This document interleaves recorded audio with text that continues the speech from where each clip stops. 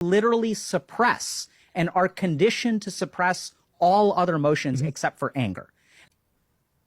Because of that. Absolutely, right? So we as a society will say like, oh, men need to be in touch with their emotions, but not anger. And then this is what really screws men, because as men, we are socialized and conditioned to only feel anger. This is the only emotion you are allowed to feel as a man growing up. And this is the one emotion that gets demonized when you're older. So I'll give you a simple example. So like I used to get bullied a lot, right? So when I get bullied in school, like what am I supposed to do, Stephen? In school? Well, it depends. Stab them.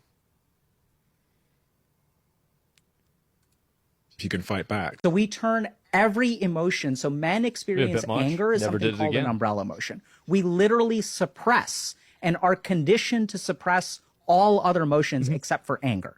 And then if you talk to men about their experience of life, anger is always the first thing that comes out of their mouth. You feel pissed off. How could she do this to me? And then I generally actually don't get mad. Like it's rare for me to get angry. It happens, but like I try to avoid it as much as possible because I've felt like I look back in my life and I say, when was the last time I made a good decision when I was mad? I remember. Never. I've never made a good decision when I was mad. We vent that anger on the internet, and then this turns into misogyny, right?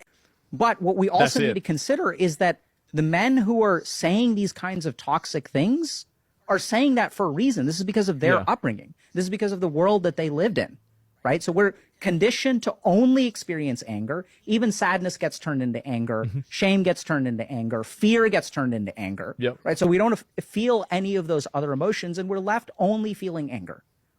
At the very heart of aggression, I heard someone say to me once that at the very heart of aggression is some kind of insecurity. But for men, when they encounter that insecurity, they only know how to sort of manifest it as aggression.